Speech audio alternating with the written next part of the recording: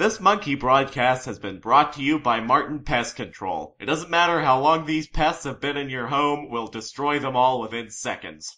We specialize in beetles.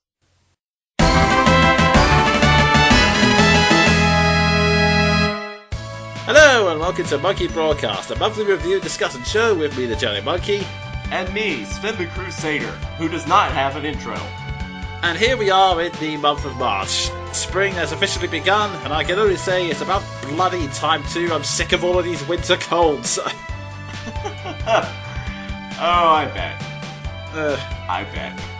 This is true. The past week I've been fighting off a sore throat, which meant the only way to heal it was by staying silent. Do you have any idea how torturous that is for me? Oh god, you poor man. Oh dear. So, yeah, the only way to celebrate spring is to carry on doing what we always do by moving on to Q&A! Yay.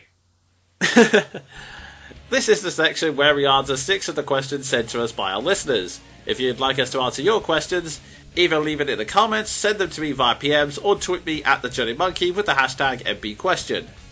Okay, our first question comes from Roy Havenstone. If you had a say in the next step Nintendo should make in terms of making their games more inclusive, what would it be? This could go anywhere, depending on what you mean by inclusive. Well, this question came about after the New Year special I made for VGT, where I mentioned that I liked the fact that women were getting more involved in the stories of Super Mario 3D World and Hyrule Warriors, and I finished it off by quoting Ogre Battles. Okay, that makes sense. Yeah, so I guess what he's trying to say is what we think the next step would be for Nintendo to include women and or minorities in their games, I guess. Honestly, the answer's simple. Just include them. Because it's not hard to include a diverse cast in, say, Fire Emblem. Yeah. Honestly, though, I think Fire Emblem has been one of the better to that regard, as even right at the start, it's always had women getting involved and fighting on the sidelines. Granted, it's not always perfect. I'm looking at you, Fire Emblem Awakening's wife and riders. Oh, God. Yeah, it's not always perfect, but at the very least, they're always getting involved. It's when you get to the more higher profile series like Mario and Zelda, which have basically been repeating the same damsel in distress plot for God knows how many years. Yeah, I mean, Fire Emblem's a major series, but Mario is the flagship series. That's the thing, I mean, I don't want to put Fire Emblem down because I really, really like it, but it's gained a lot more popularity now thanks to Awakening, but for a long time it was a minor dark horse to the point where everyone's bitching every time a Fire Emblem character's included. Like, oh god, who cares about Fire Emblem anyway? Yeah, which is insanely frustrating. But I think Sven's hit the long and short of it, because I would add one caveat though, in that just include them and ignore your marketing departments, because there have been times when Nintendo has attempted to make positive steps in the right direction, such as the game Super Princess Peach and the YouTube channel Nintendo Girls Club, which is supposedly showcasing the idea that, hey, this is a YouTube channel designed to get girls interested in video games. The problem is, if you looked at those things, they resort to the worst kind of pink aisle marketing possible. And also, in the case of Super Princess Peach, giving the benefit of the doubt and saying that when the creators decided that the main mechanic would be Princess Peach having massive mood swings that affect the environment, and saying that they included it because of Peach's character, not because she's a woman, oh god, I remember that game. Yeah. From the Nostalgia Critic. Giving the creators the benefit of the doubt and saying that was purely with innocent intent The problem was that game was treated like a joke, and that's the part that pretty much destroyed it for me. Like, hey, it's funny because, you see, Mario usually rescues Peach, and now the roles have been reversed. It's so funny. What, you don't think this is a serious situation at all? Of course not. Princesses don't rescue people. Yeah, pretty much. Ignore the marketing department for one. Like I said, just include more diverse casts. It's not that difficult. You have Fire Emblem, and as far as making your female leads do something, just make them do something. Have one story where Peach rescues Mario without including really, really bad period references.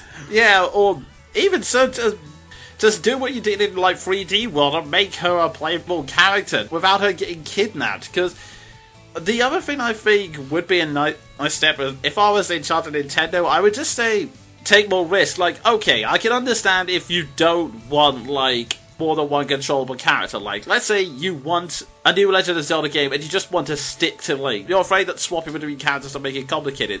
That's fine, just don't resort to the damsel in distress plot. The problem I see with, well, basically large parts of fiction is that a lot of the time, it's not so much that they don't want to include female characters or minority characters, or that they're afraid to do so. It's more the fact that they keep resorting to creative safety nets, and they keep falling back on those with are just too afraid to take the risk. And I'm not saying this as someone who's been high and mighty. I admit I've done this myself. I mean, Sven can attest to this. It took until about, I swear it probably was like 3 years ago at best, when I suddenly decided, hey, you know all of these characters we've been creating for role plays? How about I make one of them black? Yeah. It's true that sometimes it takes a while to get out of the box. But now that the two of us have kind of started operating outside of the box, I can safely recommend that other people start doing so too. Yeah, I think that's a problem with a lot of these repetitive tropes, like the damsel in distress, the love interest. It's the fact that they just keep resorting to what they believe works, what they've always used, and honestly, the best way to be more inclusive is to just dump it. Like, even if Zelda isn't controllable, just have her be the serious leader figure she's supposed to be. You know, maybe have her, like, give Link instructions. Have her be the tutorial character. You don't need her to be kidnapped. The entire Zelda series isn't gonna crumble if Ganondorf doesn't kidnap Zelda or seal her inside a painting or whatever. Yeah, actually, that's a point. This is a serious recommendation I'm gonna make right here and right now. I would love it to see a Zelda game where you're actually fighting off Ganon before he invades. That would actually be a pretty awesome thing. And again, one of the reasons I like Hyrule Warriors is that Link and Zelda are fighting off Ganondorf when he invades. Granted, you're controlling Ganondorf at the time, so they fail, but At least they give it a good shot. Yeah. And if Zelda's gonna end up imprisoned, at least do like Twilight Princess did and have her, you know, put up a fight before that point. Well, here's the thing about that. This is the reason why I referred to the creative safety net earlier. The problem is, you can make all of these strong female characters who can fight and are amazingly talented, but if you stick them in exactly the same plots, it's completely pointless. I mean, it's also the reason why I didn't particularly care for Agent Carter and Mako Mori from Captain America and Pacific Rim, respectively. Because, yeah, they have all the badass fighting skills, but they're stuck in the same love interest role that hasn't evolved since the 1980s. It just, while we're on this note, as far as other minorities in Nintendo games, all I can say is this.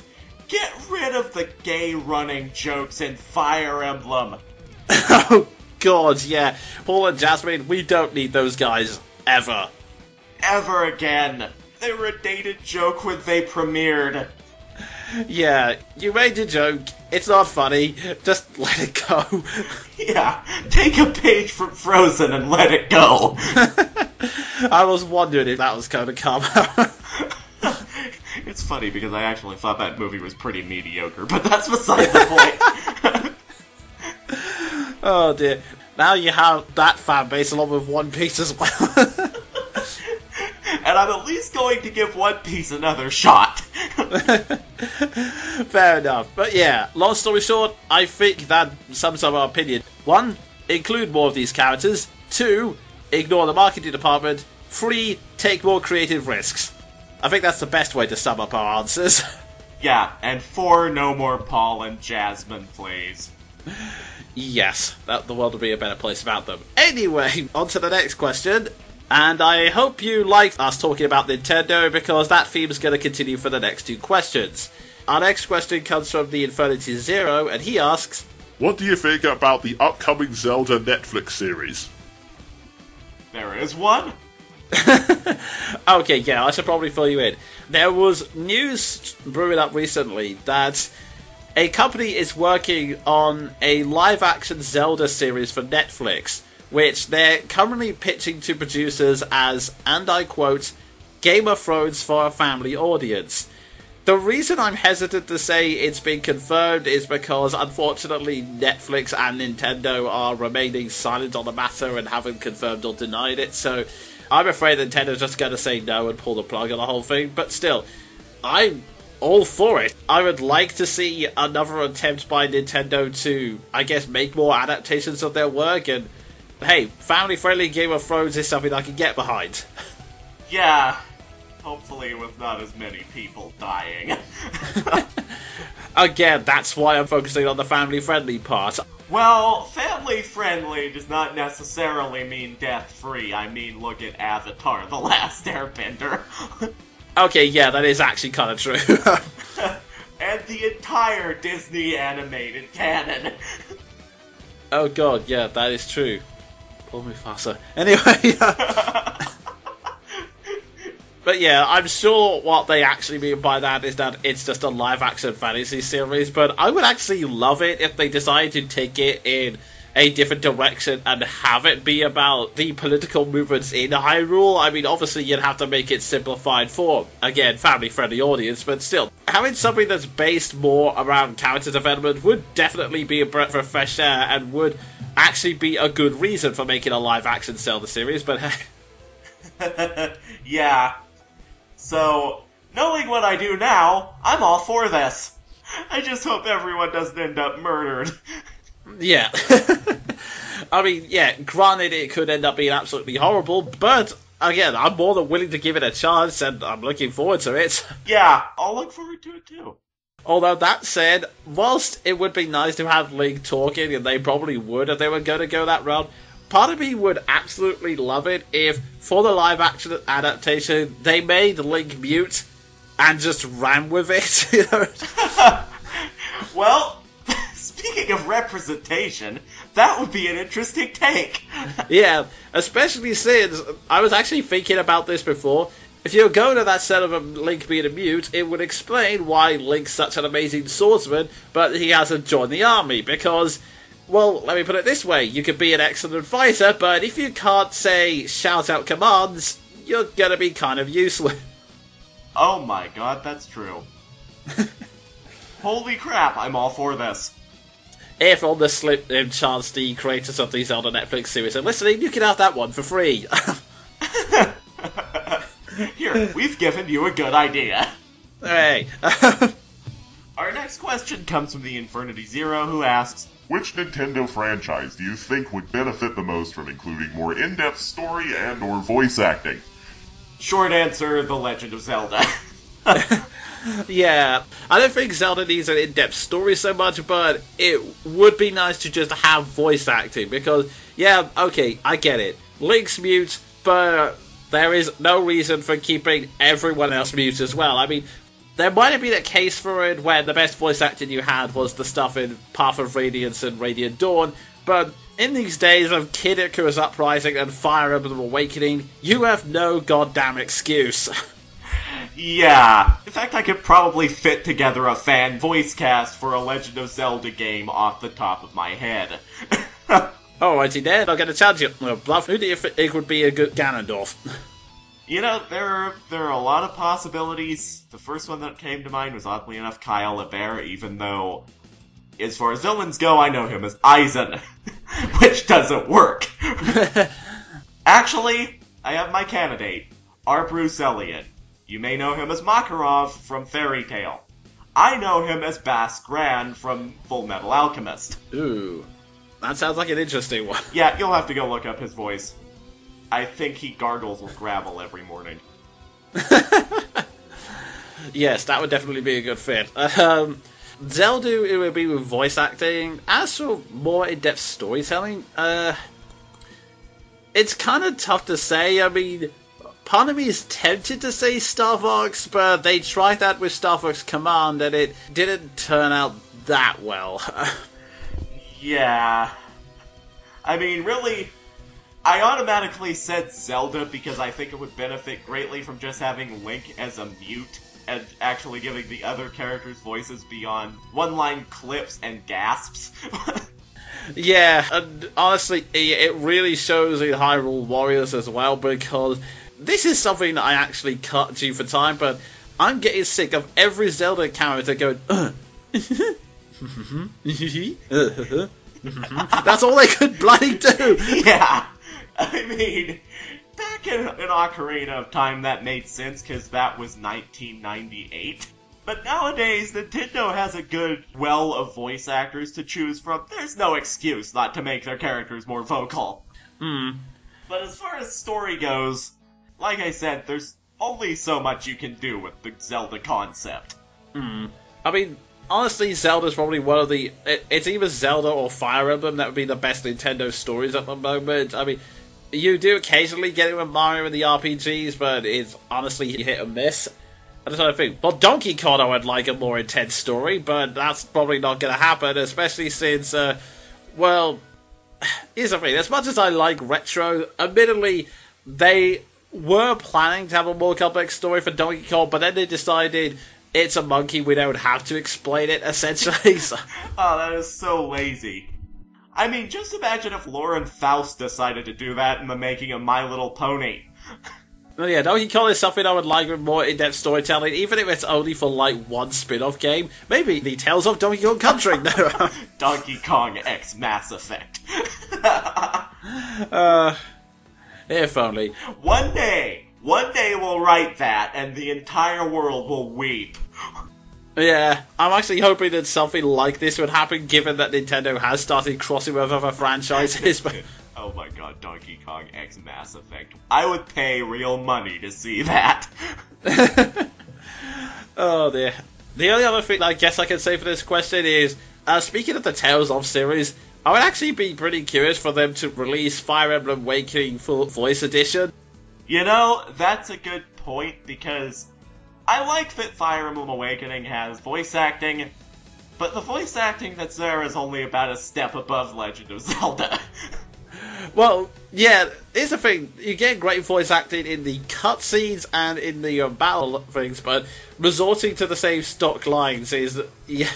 Especially whenever it's in the middle of a dramatic scene and you know that this line is pre-recorded stock. Yeah, especially in, I'm trying to tiptoe around spoilers here, when something appears out of nowhere in the hero's favour, and the clip they play for Lucina is, no, oh god, no! I know exactly what you're talking about, it's so bad. Oh god, it's a Deus Ex Machina! Lucina, accurately describing my opinion of Bleach for the past 3 years. Oh, dear. But yeah, a fully voiced version of Fire Emblem, that would be something interesting. Yeah, speaking of animated adaptations, I want one of Awakening. Oh yes, either that or, imagine if they get successful with live-action Legend of Zelda, live-action Fire Emblem would be awesome. In fact, that could actually be described as a family-friendly Game of Thrones if you manage to get a live-action version of that off the ground. Yeah, I mean, it'd be kind of difficult trying to pass off everyone's blue and green hair, but I think Nintendo could do it. Yeah, I'm sure they'll find a way. I mean, they got away with Khaleesi's white hair, so... That's true. Clever use of wigs, etc. I think we've covered most of our opinions in that question, so moving on. Our next question comes from Vice of Legend. What are the best and worst reviews you've seen from an unpopular reviewer? Well, this is going to be tricky. Yeah. I mean, after the absolute ass he made of himself, I'm not sure if Spoony counts, but I'm not a fan of Spoony. I find him to be an asshole. But I did like his Final Fantasy VIII review. Yeah, that's the thing. It's kind of hard to define unpopular. I mean, just speaking through it off the top of my head, only two things spring to mind.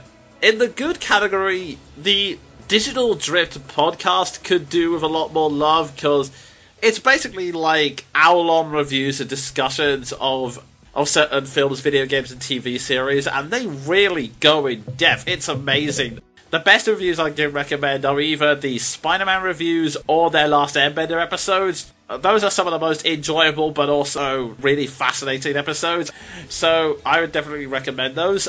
The only other one I could qualify, it's a bit tricky because I only ever saw one of their videos and I've no idea if they're still reviewed at this stage, but there was one review I saw by a guy named Hispanic Critic, and I don't think he went anywhere, which is kind of sad because the one episode I did see really made me laugh. It's an internet reviewer from Chile, and he was basically reviewing Hispanic movies. He was speaking his native language, so it was subtitled, but even so, like, the comedic timing of everything was really enjoyable. Hispanic Critic was also a nice window into the film industry of another culture, meaning you can learn about the different standards and practices of South American films, as well as running jokes attached to certain actresses.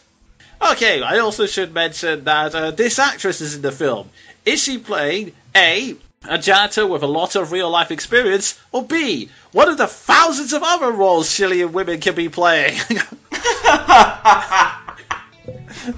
Oh, that's a good one. Yeah.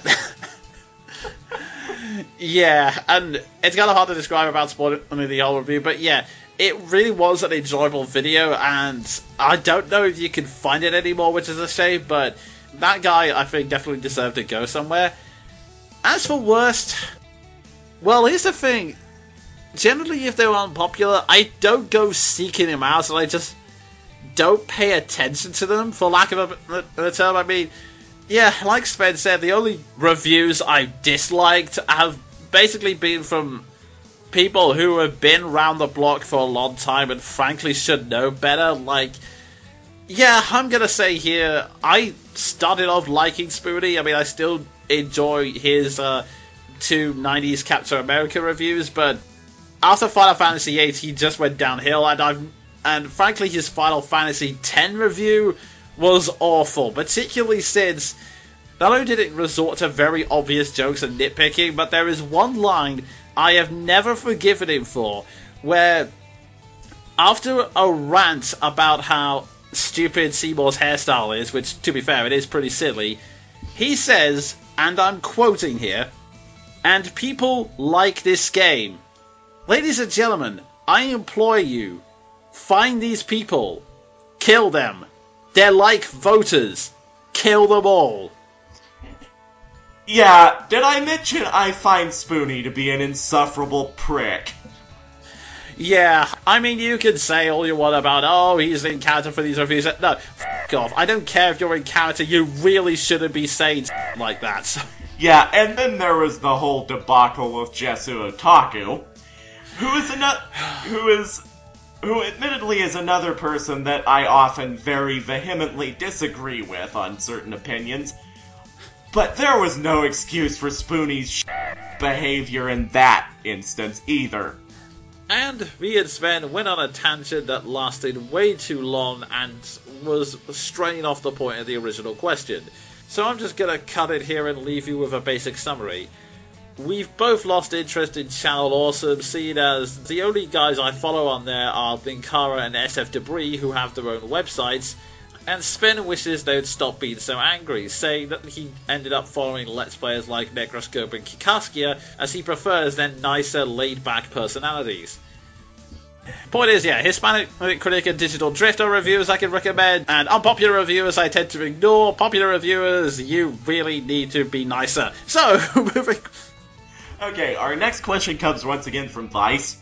DBZ Revival of F. Do you think Frieza was the right choice to have a villain return? Jonin, over to you. Yeah, I figured.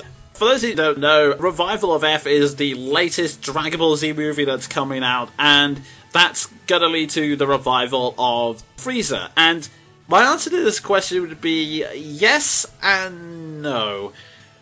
The reason for this is Dragon Ball Z has had a lot of villains, and whilst Frieza is not the most powerful, he's the most significant in my mind. And the reason for this is, okay, a lot of Dragon Ball Z villains, like, once you were introduced to King Piccolo in the original Dragon Ball, a lot of the time the villains tended to boil down to, I have great power, and I want to either kill everyone on this planet, or just cut out the middleman and blow the planet up. That's what every single villain past that point boiled down to. Like, Cell was an android who wanted to be perfect, and then you could use that power to blow up the world. Majin Buu was basically a child in the mind of a doomsday weapon. And in the words of Boomstick, he was a complete idiot. Yeah, so basically he wanted to blow up the world. And it was always just that one villain, and maybe one or two cronies if you watch the Dragon Ball Z movies where they need to pad it out. Frieza's case was a lot more interesting, though, because he was the head of a galactic empire, and he didn't want to destroy planets. No, he just wanted to conquer them because it was more profitable that way. And he had a very clear, very specific goal, which, if all things went well, he wouldn't need to fight. He wanted to collect the Dragon Balls, items which grant wishes, so that he could wish for immortality and thus secure his rule for all eternity. The significance increases because it turns out he's the one who destroyed the Saiyan race, so Vegeta has a grudge against him, and when he finds out about it, Goku starts to have a grudge against him. And it's also against him that Goku, the main character, achieves the superpowered state known as Super Saiyan for the first time. And it's also the first and last time the Super Saiyan state has had any real, I know I've been saying this word a lot, but significance, because it was the achievement of an alien prophecy that many assumed didn't exist, and that Frieza was always a little bit worried about. But Goku achieves it, and the fight between Frieza and Super Saiyan Goku is basically Frieza's pride being slowly and utterly destroyed, because it gets to this point where he tries everything but cannot best Super Saiyan Goku, and I won't go the play-by-play of how it ends, but basically it ends in a really satisfying way. It's the complete, utter decimation of Frieza's pride and self-image until he gets defeated in a really undignified manner, which is just so perfect for a guy that arrogant to go. So, yes, out of all the Dragon Ball villains, he was the best one to revive. Wow, before we continue, A, that sounds like it was pretty much Dragon Ball Z's peak, and B, man, I wish Aizen could have had a defeat like that. Well, yeah, that's the thing. Originally, and this is the thing most people forget, that was meant to be Dragon Ball Z's peak. Part of the reason why the subset everyone knows is called Dragon Ball Z in the first place is because that was meant to be the final chapter of the Dragon Ball series. It was meant to conclude with Goku achieving the prophecy and fighting Frieza. He was meant to be the greatest threat possible. And then both the fans and the executives said, "What? No, you can't just end it there. We want to see more superpowered fights. We want more money." Oh god, and then the horrible shonen anime trend of villain overachieving began. Yeah, pretty much, and that kind of leads me to why I said yes and no, because out of all of them, yes, Frieza was definitely the best one to revive. But at the same time, it's also the reason why I kind of just wish it would be left as it is. Because, like I said, that was all a really good end for Frieza. It was a nice arc, it carried out, you had the fight, it was awesome. don't know how you're possibly going to top that. Like, what, have Frieza's pride be destroyed again? It's not going to be as successful the second time because we've already seen it. It's like, yes, it's good that he has his army back for the new film, and oh lord, he's now golden because he's acquired a new form, because that's how unimaginative we've gotten over the past few decades. I'm sorry, part of me just thinks, okay, it's kind of cool that he's back, but I kind of just wish it would be left alone. I mean, it was already silly when they brought him back as Mecha Frieza, which even Akira Toriyama, the series author, admitted he only did that to stall for time whilst he could think of a villain that could possibly top Frieza. And he did, twice, even though even I think Cell and Boo were stupid. Yeah, I mean, when I talk about the executives extended, I don't want to say, like, I'm down to Akira Toriyama, because when you read the behind-the-scenes stuff and see just how many revisions he had to make due to executive and fan pressure, I will give him credit that he managed to make a series that was at least coherent and didn't feel like a gigantic ass pull, even though it clearly was at certain times. And that's not to criticize Toriyama. He was literally forced to pull a plot out of his ass by his publishers. Yeah, like, Cell is literally like the fifth draft of an android after, okay, here are two androids who we've publicized that are going to destroy the Earth. Oh no, wait, it's not those androids, it's those two over there. Or that one. Nope, there's another one that was deep underground we never discussed before until now.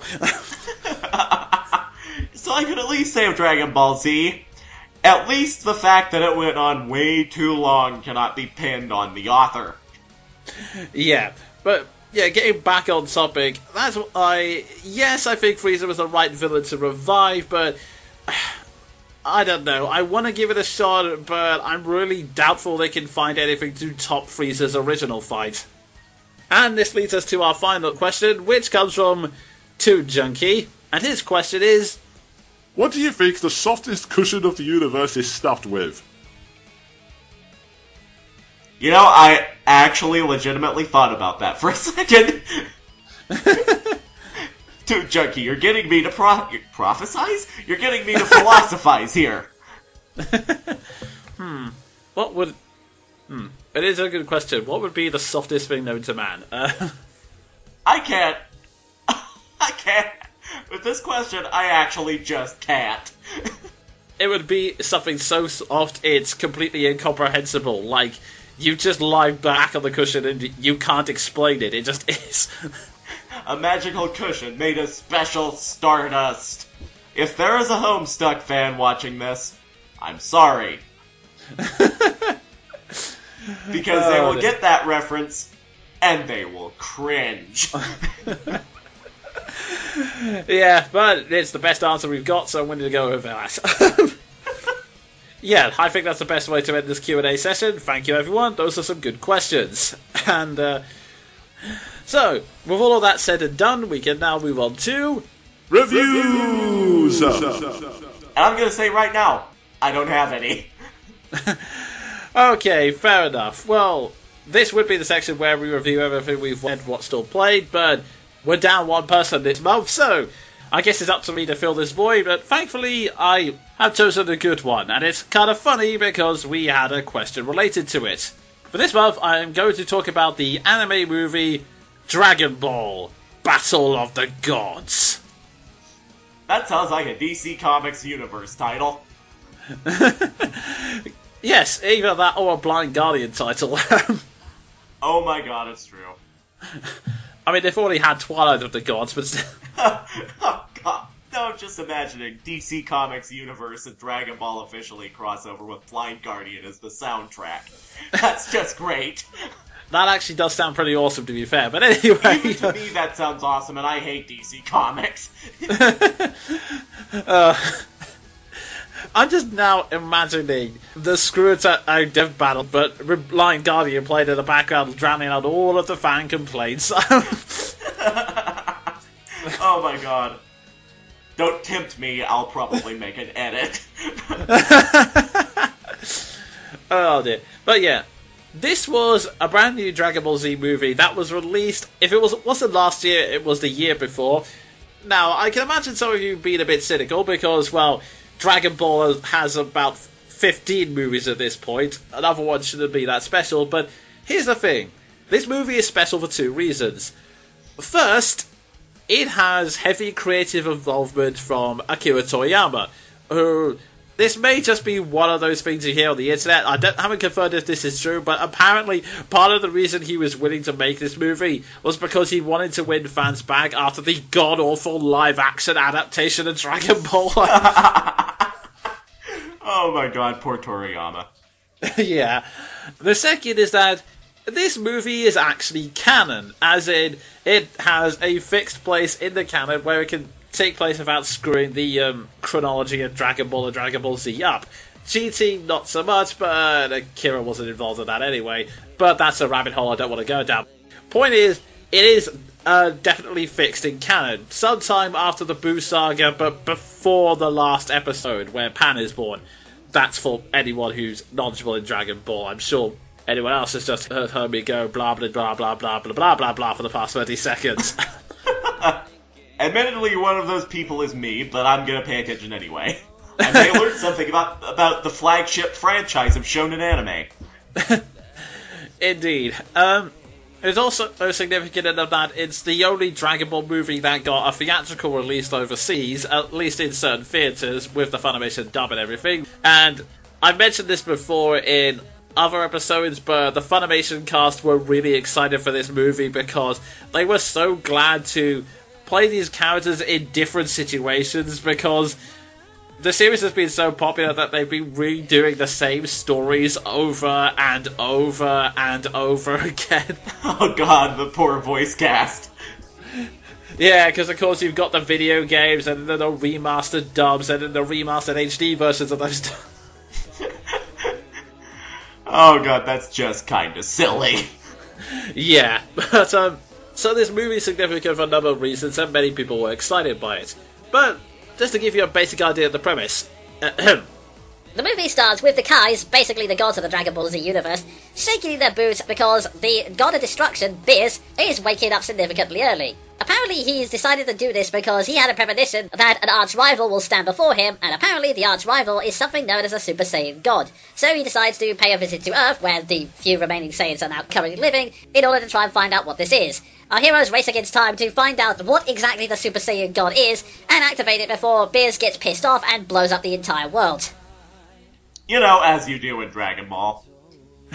Yeah, although it sounds like a very basic premise, but it's different because of Beerus himself. Now, you can tell, especially when you compare this to other Dragon Ball Z movies, that Akira Toriyama had a handle on this, because, like I said before, a lot of Dragon Ball villains, after Frieza, started to fall into the same archetype of, hello, I am an incredibly powerful douche. I want to blow up your world.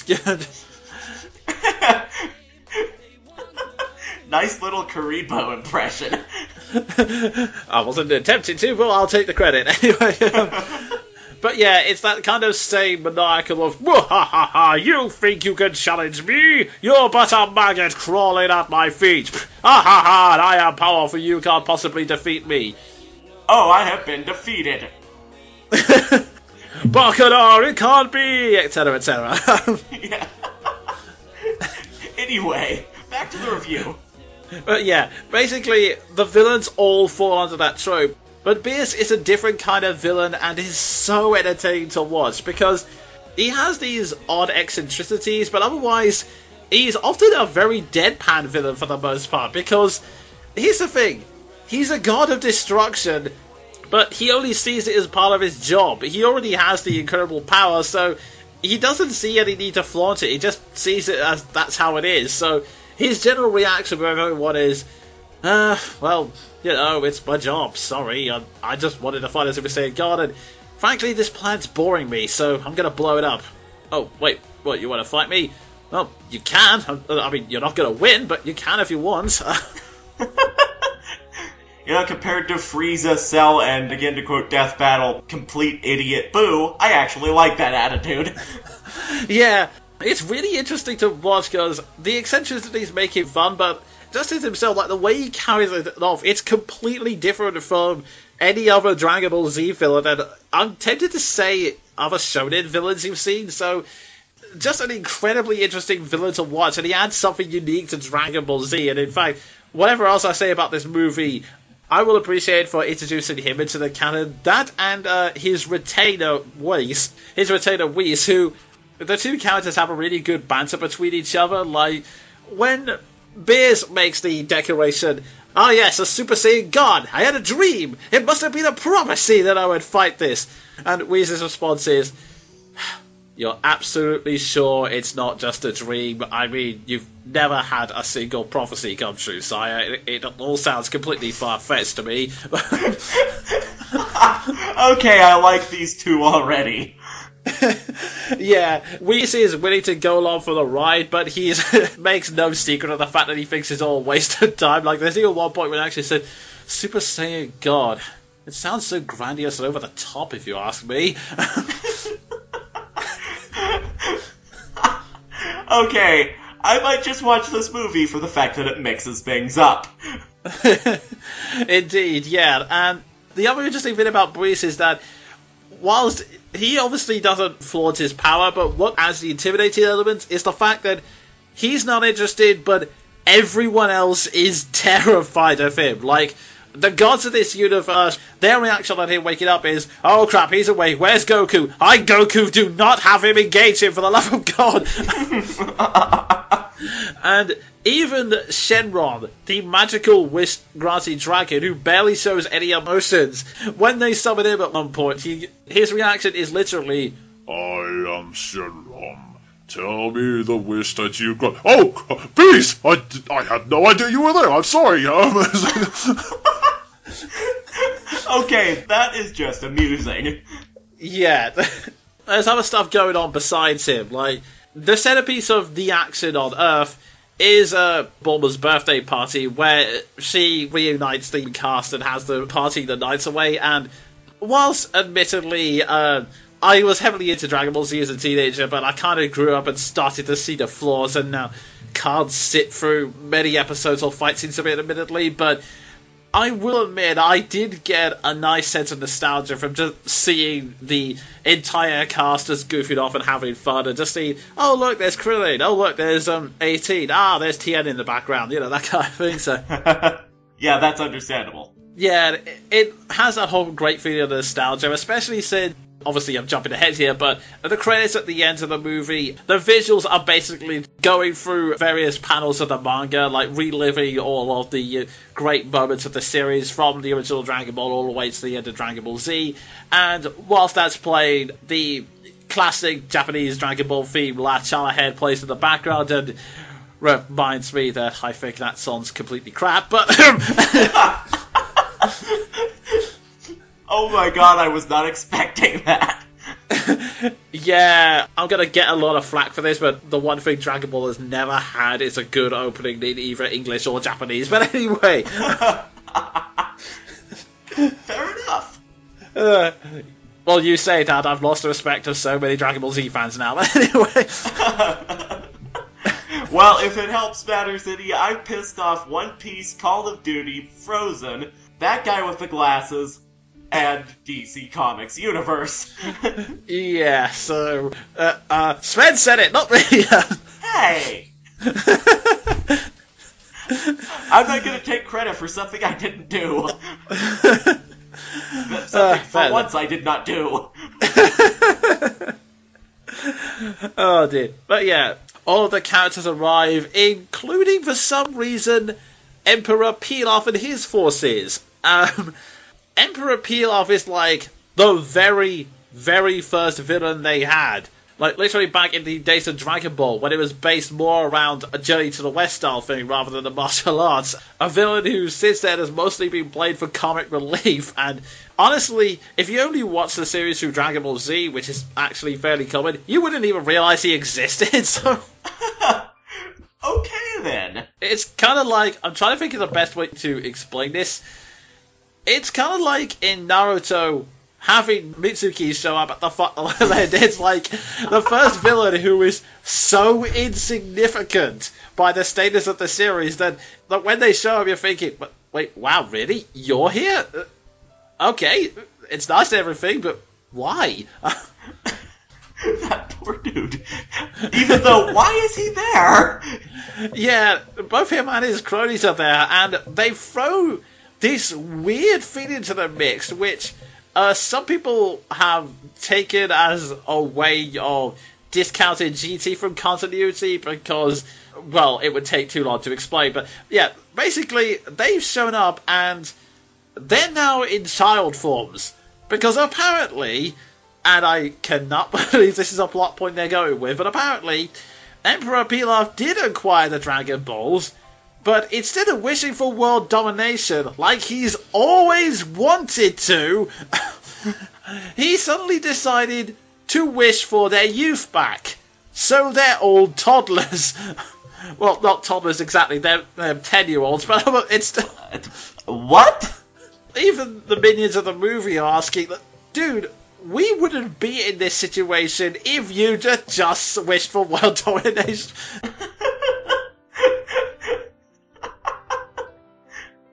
Oh my god, that is the most ridiculous thing.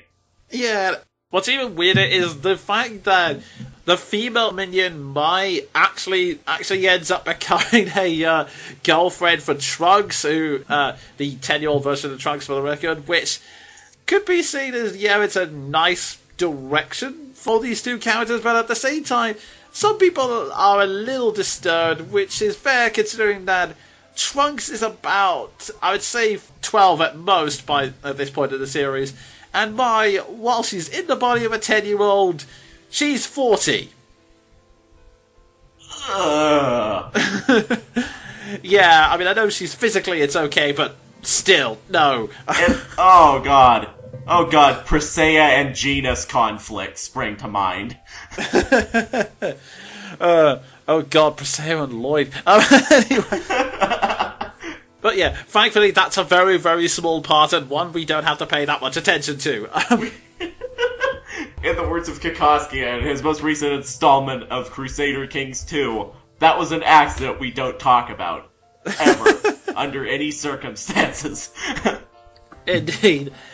But yeah, point is, it's nice to see all of these characters returning and appearing in new situations, and it's kind of hard to describe the whole plot of the movie because it's one of these weird situations where nothing happens and yet everything happens. Like, a good chunk of the movie is centered around what happens at this party, and speaking of characters who end up in new situations, Vegeta, the anti-hero of the series, who I never liked, even as a child, because of, well, let me put it this way, during the Majin Buu saga, he basically helped the villains complete their plan because he was going through a midlife crisis.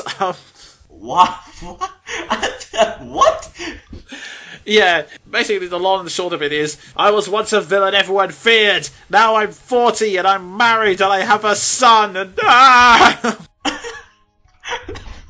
So ridiculous. Yeah, Vegeta, a character I never liked as a child, actually gets a lot of goodwill from me. Part of the reason for this is because a good chunk of the movie is based around, like I said, Bulma's party, and what happens is, Beerus arrives at the party, but before he does, King Kai, one of the gods, sent Vegeta a message, and whilst Vegeta starts his usual poppers, oh yeah, I heard about Bruce when I was a kid, what's the big deal?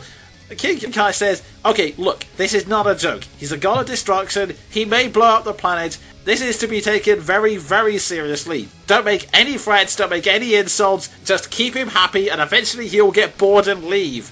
So, basically, you've got Vegeta, the prideful, arrogant anti-hero, having to swallow his pride and basically act as an entertainer for Breeze. So he's like... Oh my god.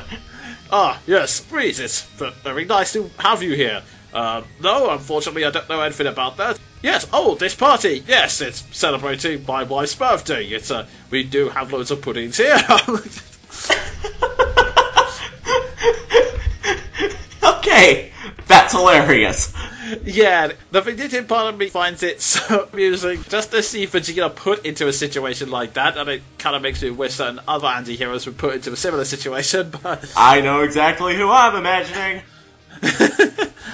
But yeah, it's so awesome to see him put in that kind of situation, but of course the inevitable happens. Breeze gets pissed off and decides, you know what, I'm going to blow up the planet, and everyone tries their best to stop him. Vegeta fights him, and he gets his ass handed to him, and he's about to give up and just accept death, when Bulma, who has had one too many drinks, thinks it's a good idea to walk up to Beers and slap him, which gets her knocked to the floor, and that sends Vegeta in a complete white-hot rage and yelled, "How dare you!" It's a stock scene, yeah, but it's kind of significant because...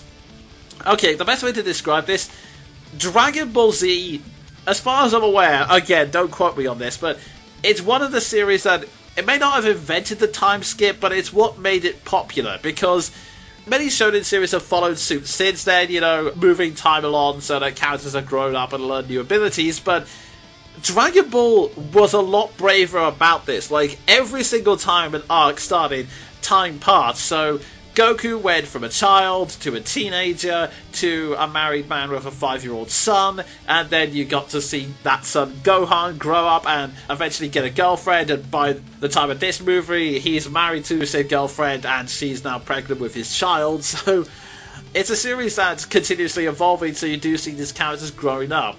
The one misstep of that is that you rarely see the married couples interact. Like, Vegeta, he's been nice towards his son Trunks, but he's barely acknowledged Bulma's presence, so this was like the first time you've actually seen Vegeta show compassion towards Bulma, and in this case get actively pissed off that someone would dare hurt her, even if this guy is someone he knows he can't beat. So yeah, Vegeta earned a lot of goodwill from me thanks to this movie because of that.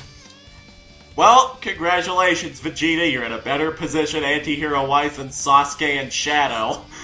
Yeah, especially since Sasuke seems to be doing the exact opposite. Oh, I guess I can sort of marry you and have a child, Sakura, but that doesn't mean I'll be in the house. Bye. Exactly. The next generation of Naruto grew up to be exactly the bad parents their parents were. Yeah. But yeah, all of that being like the first part of the fight with Breeze and that entire tense party scene where Vegeta's definitely trying to keep Breeze happy, well, that's the most interesting part of the movie, but then we get to the climax and it takes a desperate shift. Like, okay, during all this desperate fighting, Goku returns, having woken up from being knocked out earlier, and he says, okay, Breeze, I know you want to destroy the world, but if you can just hang tight, I think I know a way to summon the Super Saiyan gods. So they get the Dragon Ball, and for their wish, they basically ask Shenron to tell them how to summon the Super Saiyan God. And Shenron literally does this in an exposition dump. Ah yes, the Super Saiyan God. Basically, 5 Saiyans empowered another Saiyan to transform into a Super Saiyan God. The reason this has not been significant is because it disappeared as quickly as they came, so it wasn't able to change much. Good job, narration. Yeah, pretty much. So he disappears, and then everyone goes, okay, let's get 5 Saiyans to surround Goku so that he can become a Super Saiyan God. He transforms, and the final fight begins. And there are 2 things about this final Super Saiyan God form. First off, it is the laziest design you could possibly think of for a Dragon Ball Z super form. It's Goku with red hair. And not even spiked up like the Super Saiyan one, which at least implies that energy's pushing his hair up. No. It is literally Goku, but with red hair. I looked it up, guys. It's true. It's a DeviantArt recolor.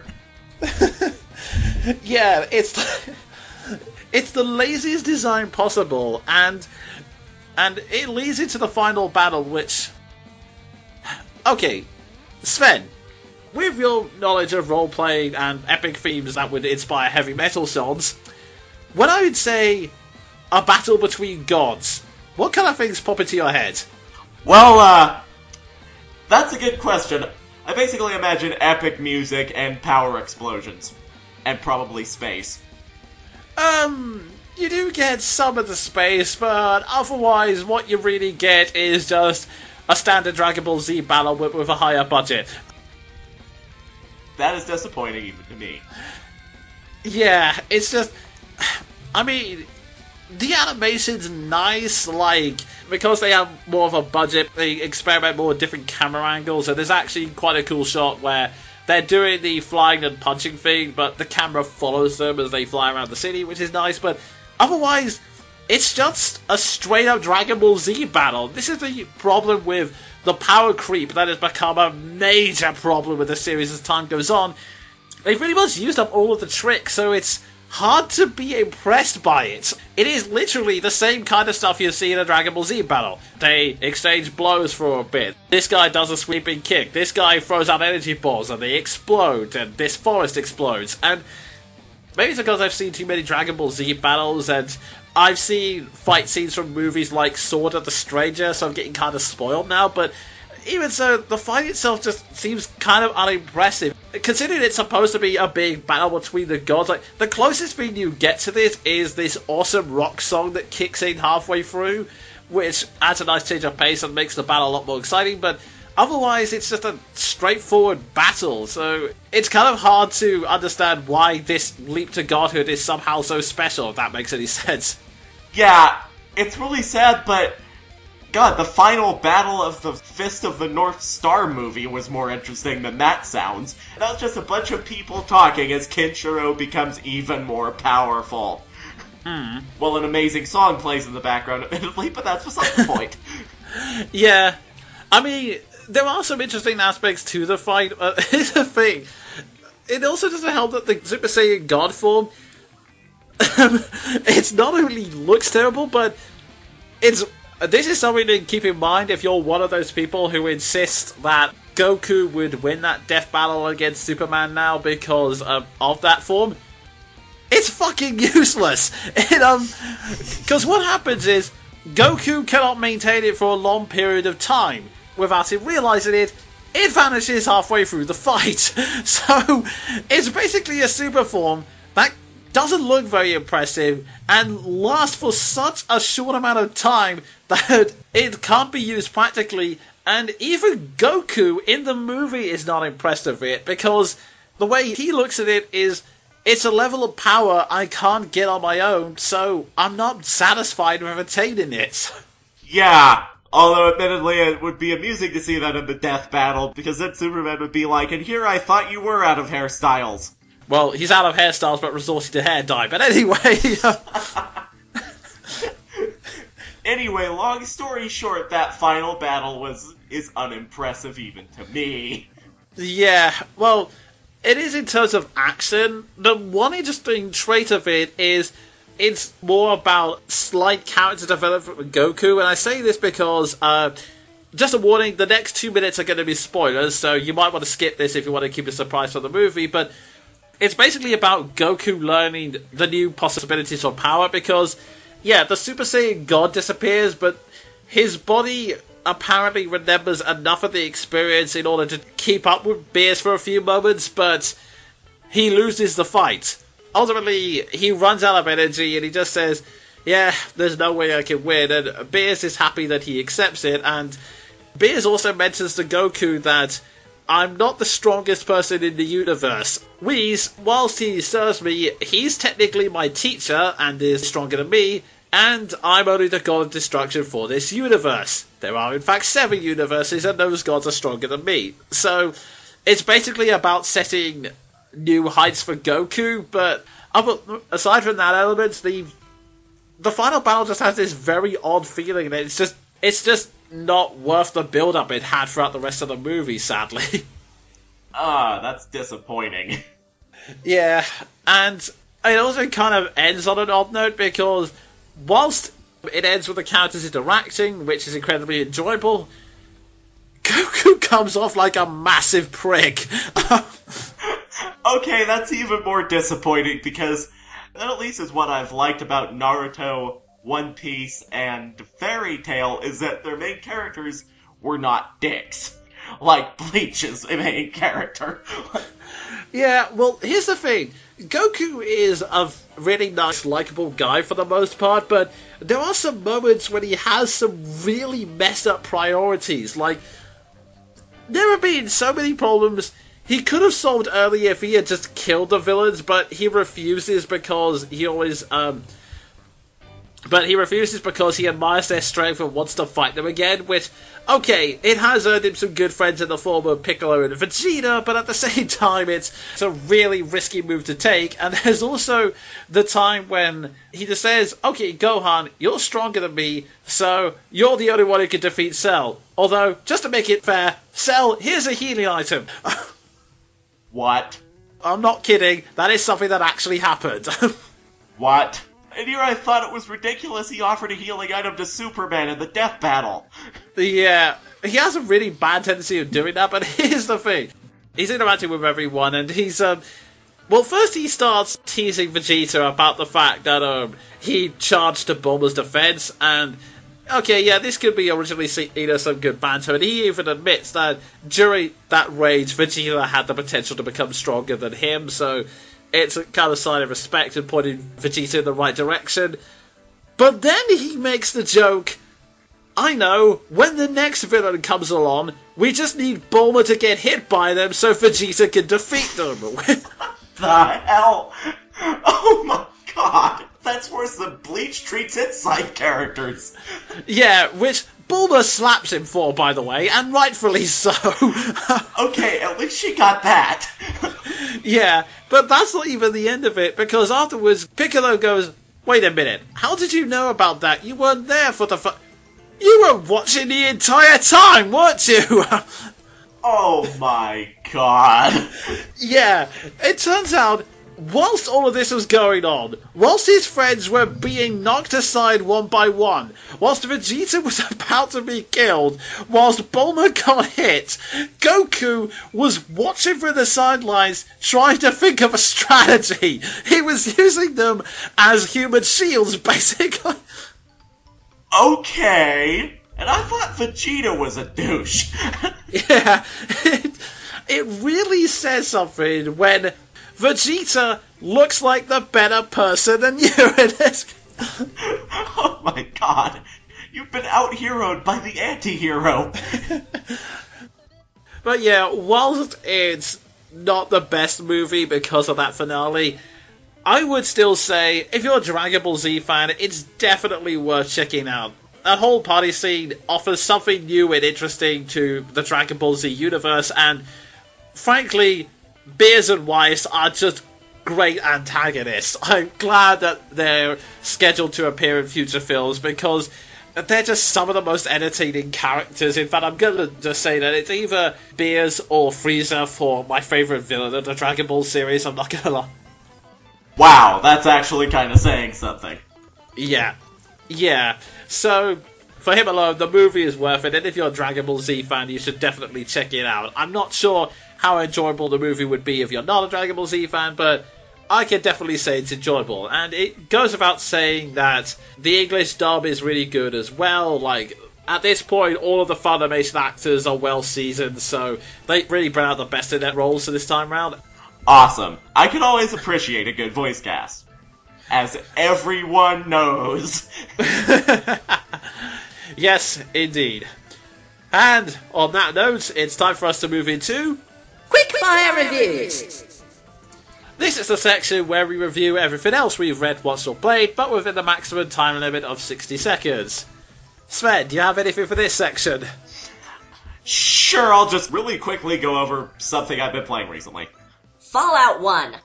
Originally notorious for its incredible difficulty back in 1997, I have since discovered that with a guide, Fallout 1 just becomes hilarious.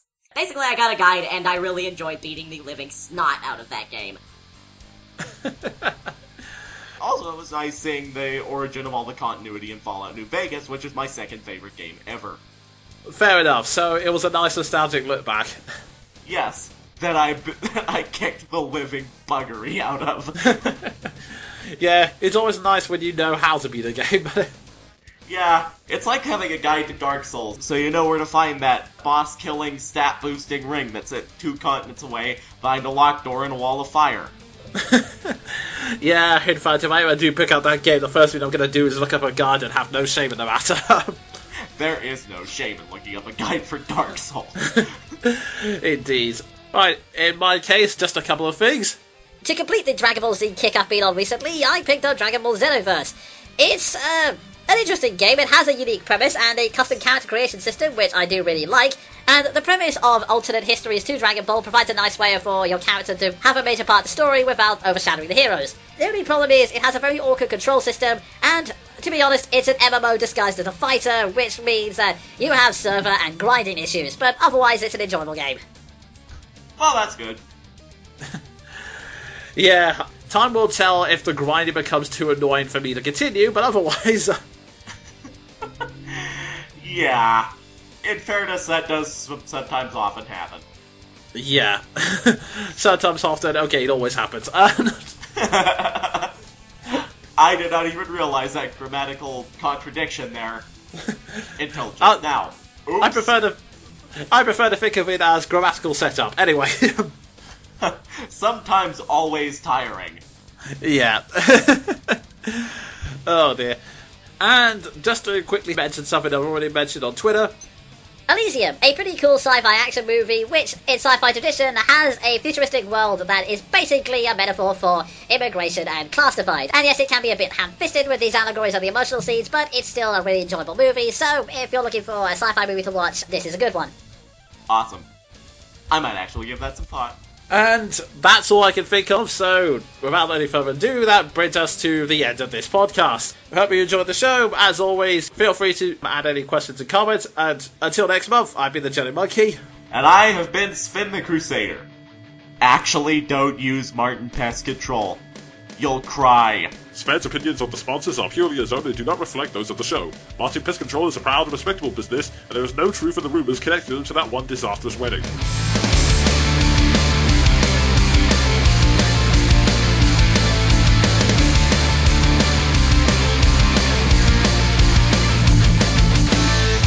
That was Monkey Broadcast, a monthly review and discussion show hosted by the Jonin Monkey and Sven the Crusader. If you feel you've been the subject of slander or that your copyright was misused, send an email to thejoninmonkey@yahoo.co.uk. For more news and media reviews, follow me on Twitter @thejoninmonkey and go to thejoninmonkey.podbean.com for previous podcasts and MP3 downloads. All music used belongs to the original owners. Until next month, have fun, kids!